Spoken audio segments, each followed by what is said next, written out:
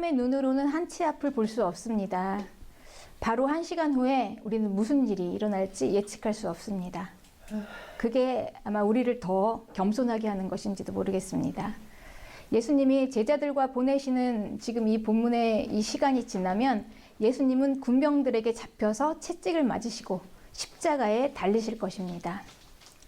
제자들은 설마 그래도 우리 예수님이 십자가에서 죽으시기까지 하실까라고 생각했을 것입니다. 그런데 미리 알고 계셨던 예수님은 제자들에게 사건이 터지면 당황하지 말라고 앞으로 일어날 일들을 직접적으로 말씀하십니다. 이것을 우리는 이미 알고 있지만 현장에서 이 말씀을 듣고 있던 당시의 제자들은 몰랐겠지요. 그 후에 일어날 일들을 모르니 지금 예수님께서 무슨 말씀을 하시는 건지 도대체 뭐가 뭔지 그때는 다 이해하지 못하고 부활하신 후에야 깨달았다. 이렇게 말씀하고 있습니다. 그런 제자들에게 오늘 예수님께서는 이제 예수님이 떠나시면 보혜사가 오실 것이라고 하십니다. 보혜사. 보혜사는 누구일까요? 요한복음 14장 26절에는 아버지께서 내 이름으로 보내실 성령이다. 이렇게 말씀하십니다. 그러니까 보혜사 성령님은 하나님의 실제이십니다. 예수님은 제자들을 고아와 같이 버려두지 않으시고 다시 성령을 통해서 제자들에게 오실 것입니다. 본문의 14장 16절에는 영원토록 너희와 함께 있게 하겠다. 보혜사. 그분이 그렇게 하겠다라고 말씀하시고 그 다음 구절에는 그는 진리의 영이라 세상은 능히 그를 받지 못하나니 그러나 너희는 그를 아나니 그는 너희와 함께 거하시며 너희 속에 계시겠음이라. 세상은 그를 모릅니다. 그래서 도저히 그를 받을 수가 없습니다. 그런데 그 보혜사는 영원히 우리와 함께 계실 뿐 아니라 너희 속에 계시겠다고 그랬어요. 속. 우리의 속이면 어딥니까? 우리 마음이죠. 우리의 속, 우리의 영혼, 우리 안입니다. 그러니까 우리 안에 보혜사 성령님께서 함께 거하시며 계신다는 거예요. 그러니까 그 존재를 우리가 알 수 있죠. 우리 안에 계시니까 느껴지겠죠.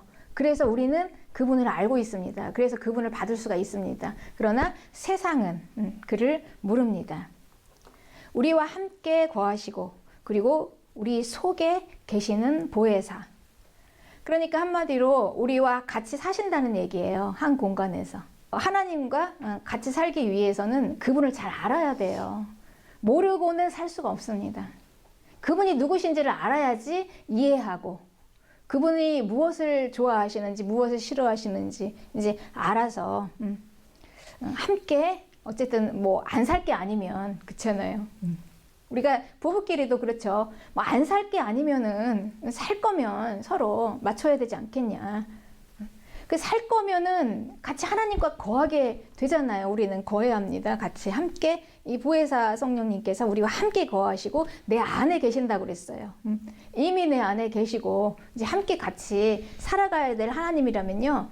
함께 가기 위해서 그분이 어떤 분이신가를 알아야 돼요. 하나님은 누구신가? 내가 같이 한 방에서 살아야 될 하나님은 누구신가? 이 하나님과 같이 사는 것은요, 하나님의 자녀라면 내 쪽에서 먼저 일어난 게 아니고요. 그거를 같이 사시는 그분이 원하셔서 계획하신 그분의 뜻입니다. 우리가 먼저 요구한 게 아니에요. 우리 지금 뭐가 뭔지도 몰라요. 그분이 내 안에 계시는지, 같이 살기를 원하시는지, 같이 살려면 어떻게 해야 되는지 우리는 몰라요. 그런데 애초부터 그분이 먼저 계획하시고 우리 안에 보혜사 성령으로 거하시고 임재하셨습니다. 그래서 레위기 11장 45절에는 나는 너희의 하나님이 되려고 너희를 애굽 땅에서 인도하여 낸 여호와라. 먼저 하나님께서 계획하시고 그리고 그분의 뜻대로 우리가 먼저 요구한 게 아니라 먼저 하나님께서 우리를 애굽 땅에서 빼내셨습니다. 같이 사시기 위해서. 하나님께서 애굽 땅에서 인도하실 때요. 이 온 세상의 하나님은요.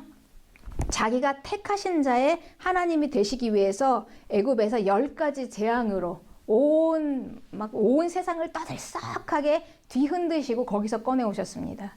그냥 조용히 데리고 나오신 게 아니에요. 그 10가지 재앙을 겪으면서 그 세상은 사람의 힘으로 할 수 없는 영역이 있구나. 이걸 인정하면서 비로소 이 여호와 하나님이라는 이름을 알게 됩니다.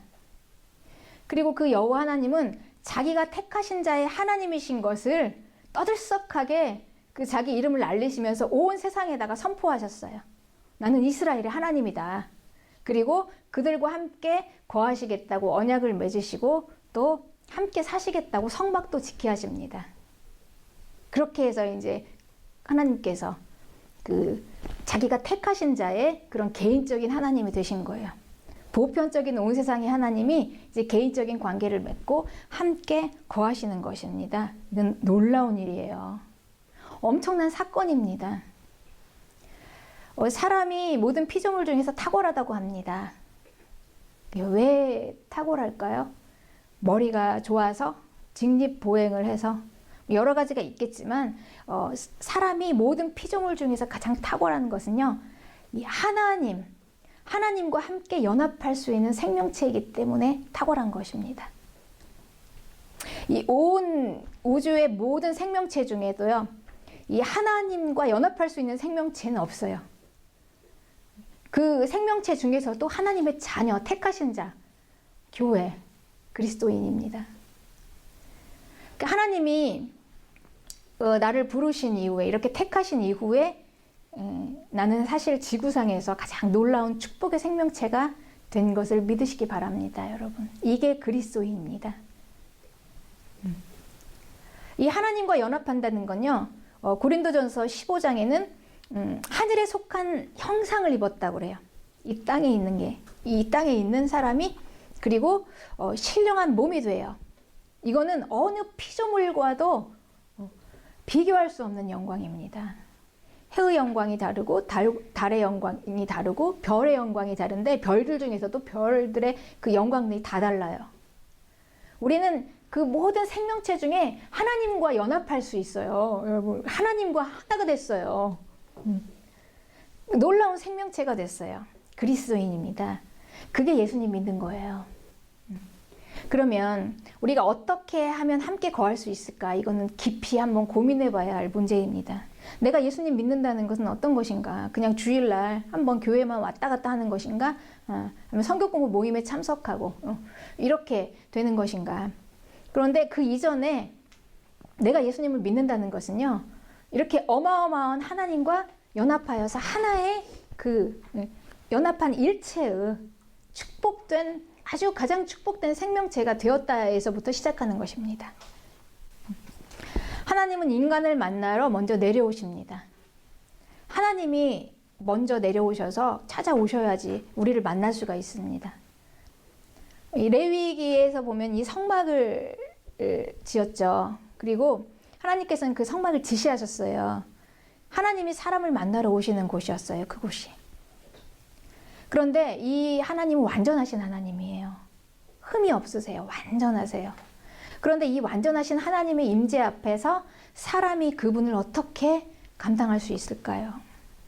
그래서 하나님은 그분을 만나는 방법을 모세에게 자세하게 지시하신 것입니다. 인간이 하나님 앞에 나오려면 그 허물이 많잖아요. 인간은 허물덩어리예요. 하나님은 완전하세요. 코드가 서로 맞아야 되는데, 어느 정도는 그래도 레벨이 맞아야 되는데 어떻게 갈 수가 있겠습니까? 그러니까 이 사람이 짐승에다가 머리에 안수를 할 때 그 자기의 모든 허물이 그 짐승에게 옮겨가는 거예요. 그 짐승에게 나의 모든 불완전한 것들을 옮겨놓는 것입니다. 그래서 이 나의 죄와 허물을 대신해서 그 결과로 짐승이 죽고 그 피를 가지고 하나님께 나아가는 것입니다. 그게 제사법이에요. 이 거룩하신 하나님 앞에 사람은 감히 설 수 없습니다. 너무 불완전해서. 그러나 하나님이 그렇게 지시하신 대로 하면 안전하겠지요. 하나님이 하라고 하셨으니까. 그래서 이 하나님이 임재하시는 장면이 나옵니다. 모세는 자기가 들은 대로 어떻게 하나님 앞으로 나올 수 있는지 하나님의 말씀을 듣고 잘 전달을 했습니다. 그래서 이 회중의 예배의 인도를 맡은 아론은 그 말씀대로, 그 명령대로 하나씩 하나씩 그대로 다 지켜서 말씀대로 첫 예배를 드렸습니다. 여기서 중요한 것은요, 하나님이 지시하신 대로 그랬다는 거예요. 하라고 하시는 그대로 예배를 드린 것입니다. 그대로. 그때 하나님께서 그 장소에 불로, 여호와의 불로 임재하셨습니다. 하라고 하시는 그대로 했을 때, 그때 나타나셨습니다. 불로 나타나신 영광이 사람이 감당하기에 너무 크고 강해서 그 앞에 가만히 서 있을 수가 없었습니다. 모두 소리를 지르며 그 자리에서 엎드렸습니다. 여호와의 불의 임재 앞에서 이 감격과 충만함이 인간이 감당할 수가 없었어요. 하나님의 임재 앞에서. 감당할 수 없는 이 하나님이에요. 하나님이 오시니까 그 영광 때문에, 그 거룩함 때문에 사람이 감당할 수가 없어요. 그런데 또 그렇게 지시하지 않은 대로 했더니 하나님 앞에서 불이 나와서 사람이 죽고 말았어요. 이런 하나님이세요. 그래서 이 하나님께서 사람이 하나님 앞에 나오려면 거룩한 것이 무엇인가, 그리고 거룩하지 않은 속된 것이 무엇인가, 그리고 하나님 앞에 나올 수 있는 정한 것이 무엇이고 하나님 앞에 나오지 못하는 부정한 것이 무엇인가, 이거를 구분해 주시는 게 레위기예요. 네. 그래서 이 레위기의 법을 주셨어요. 그런데 이 레위기의 법은 한마디로 거룩하라입니다. 거룩하라, 너희는 거룩하라. 그래서 이 거룩은 하나님의 존재감인데요, 한마디로 거룩이에요. 하나님은 거룩으로 자기 자신을 알리셨습니다. 그러니까 이 거룩은 하나님의 존재, 여기서 아무것도 섞이지 않은 거예요. 순수한 거, 하나님만, 하나님의 것으로만 되어 있는 거, 이 조금이라도 뭐가 섞이지 않은 거, 내 것이 섞이지도 않았고 세상 것이 섞이지도 않은 것입니다. 이게 거룩입니다. 순결한 거, 순수한 거. 그래서 이건 타협이 안 돼요. 이 세상 것이 조금이라도 거기에 오물이 섞여지면 이 거룩이 훼손이 돼요. 하나님으로만 온전히 구별된 것입니다. 하나님의 것으로 구별된 거. 거룩은 하나님의 존재입니다. 아무것도 섞이지 않는 순수. 근데 이 거룩에 무엇인가 섞여지는 순간에 그거는 거룩이 안 돼요. 속된 것이 되는 것입니다. 섞여지는 순간 속된 것이 됩니다. 그럼 이제 하나님 앞에 나올 수가 없어요. 그리고 이 부정한 것은 무엇일까요? 이 부정한 것은 하나님께서 만드신 그 창조의 원리에서 벗어나는 것입니다. 예를 들면 하나님께서 날개를 주셨는데 날지 못하고 기는 거, 이런 동물들, 아니 곤충들. 예. 그러니까 이 부정이라는 것은 이 창조의 원리에서 벗어나서 변질되고 기형된 것을 이야기하는 거예요. 우리가 예수님 믿는다는 것은 다른 게 아니라 가장 중요한 게요, 그 하나님의 신이 우리 안에 계시는 실제입니다. 하나님의 신이 우리 안에 거하시는 거예요. 함께 계시는 거예요. 하나님과 함께 거하기 위해서 우리가 하나님 말씀 따라가는 거예요. 누가 뭐 이거 말씀을 지켜라 마라, 뭐 순종해라 뭐라 이렇게 해서 하는 게 아니라 그 살기 위해서 살아야 되잖아요. 뭐 그분하고 어떻게 우리가 떠나서 살 수 있겠습니까? 하나님이 이미 나를 딱 선택하셔서 같이 살겠다 하는데 내가 어떻게 그분을 버리고, 뭐 사람이라면 물론 이혼이 가능하겠지만 이 하나님을 제가 어떻게 그 손에서 벗어날 수가 있겠습니까? 끝까지 어떻게든 살아봐야 될 거 아닙니까? 그분과 어떻게든지 한번 살아봐야 되잖아요. 그 방에서. 그러려면은 이 하나님의 말씀을 따라가고 순종하는 것입니다. 네, 그렇습니다. 하나님과 함께 거하기 위해서 하나님의 말씀에 순종하는 것입니다. 이 거룩은 하나님의 임재, 이 거룩은요 세상에 없는 것입니다. 살아있는 하나님과 영원히 함께하는 것, 이건 세상에 없어요. 그 어느 누구도 이 세상에서는 이 살아있는 하나님을 나의 개인적인 하나님으로 한 방에서 같이 사는 그분으로 영접한 사람은 없습니다. 그리스도인이 아니고는. 세상에선 찾아볼 수가 없는 거예요. 그래서 오늘 본문 19절에는 조금 있으면 세상은 다시 나를 보지 못할 것이로되 너희는 나를 보리니 이는 내가 살아있고 너희도 살아있겠음이라. 영생입니다. 하나님이 살아계시고 우리가 살아있는 거. 이 영생을 세상은 없습니다. 보혜사 성령님을 통해서 이제 영생을 가진 자가 영원히 하나님 안에 함께 거합니다.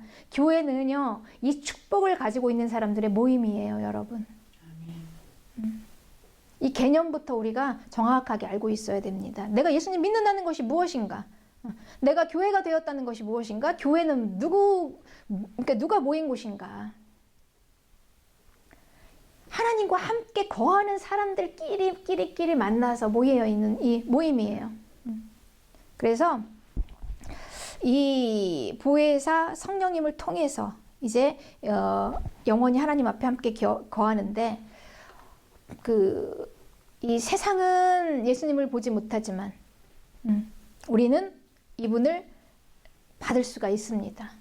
그래서 이 세상은 현재 중심의 사고를 가지고 있어요. 영생이 없기 때문에. 현재까지, 여기까지가 종료입니다. 그래서 그들은 현재를 잘 사는 것이 최고의 가치이고 성공이에요. 현재가 무너지면 불안하고 고통당합니다. 최근에 한 뉴스에 자기가 코로나에 감염된 사실을 알고 두려워서 극단적인 선택을 한 여자의 이야기를 들었습니다. 인간이 이렇게 연약해요. 우리가 무엇을 두려워해야 할까? 사실 이 코로나의 환경보다 더 두려운 건 뭐냐면 그거를 두려워하는 나의 마음입니다. 환경을 두려워하는 마음이에요. 그게 더 두려운 거예요. 얼마나 나약한가? 이렇게 나약한 인간이 어떻게 하나님 없이 살 수가 있겠습니까? 우린 하나님과 함께 살아갑니다. 함께. 내 안에 하나님이 함께 계십니다. 그렇기 때문에 우리도 이렇게 가끔 내가 같이 함께 계시는 예수님을 잠깐 잊어버리면은요, 나약해지잖아요. 우리가 좀 이해할 수 있지 않겠습니까, 여러분? 이런 극단적인 선택을 한 이 여자의 마음을. 우리도 잠깐 하나님을 놓치면은요, 이 환경이 너무 두려워요. 그 앞에서 다 무너져 버릴 것 같아요. 하나님이 안 계시면. 너무나 두렵습니다. 그러나 이 교회는요, 이 영생이 있어요. 하나님이 함께 하시는 영원한 생명. 그래서 우리는 이 현재 중심의 사고가 아니라 영생 중심의 영원한 이 중심의 사고를 가지고 살고 있습니다. 그래서 교회는 이렇게 얘기해요. 아무리 현재를 잘 살아도 이 마지막 영원까지 이어지지 않으면 이게 아무것도 소용이 없다. 이게 부자와 나사로의 이야기에서 나오는 이야기 아닙니까? 그래서 이 세상과 교회의 가치는 다릅니다. 그래서 교회는 영혼 구원을 위해서 세상을 따라가 주면서 잠시 물러서 줄 수 있지만 그들과 함께 멍에를 메고 같이 갈 수는 없는 것이죠. 네, 그렇습니다. 네, 우리가 이 성령 안에서 예수님과 함께 거하는 것, 이거를 우리는 받았는데요. 이 거룩하신 하나님 앞에서는요, 우리가 그렇기 때문에 거룩해야 할 우리가요, 그 앞에 설 때 조금이라도 비틀어지거나 오염된 것은 그 존재 앞에 설 수조차 없는 분이십니다. 이분은. 이 한치의 오차도 없으신 완전 무결하신 하나님이십니다. 그렇습니다. 만나기도 어려운 분이에요. 그런데 이분을 어떻게 같이 거하라고 예수님께서는 이 보혜사 성령님 우리에게 주셨다고 이렇게 단정적으로 자신 있게 말씀하실까요? 뭔 근거가 있지 않겠습니까? 무엇을 근거로 이렇게 말씀하셨을까요? 예수님 자신이 이 어린 양의 제물이 되셔서 짐승의 피가 아니라 하나님의 피를 들고 하나님의 앞에 나아갈 수 있는 것입니다. 그래서 하나님이 우리를 깨끗하다고 하신 것입니다. 그 근거로 해서 예수님께서 말씀하시는 것입니다. 아주 정확하고 자신 있게 보혜사 성령님을 내가 너희에게 보냈다. 그리고 그분이 너희 안에 거하실 것이고 그분과 함께 너희가 있을 것이다. 그러니까 아무 근거 없이 막무가내로 하시는 것이 아니고요. 그걸 근거로 말씀하신 것입니다. 이렇게 다 입증되고 통과되어서 하나님의 실제이신 보혜사 성령님이 우리 안에 계시는 것입니다. 그 성령님과 함께 거하라 라고 말씀하시는 것입니다. 그래서 만나기도 어려운 하나님과 함께 거하는 것, 이것이 실제화된 것, 이것이 보혜사 성령님이시고요.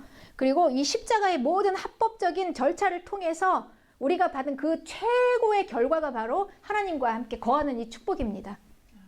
여러분 이걸 믿으시기 바랍니다. 이게 바로 그리스도인입니다. 이게 바로 교회입니다.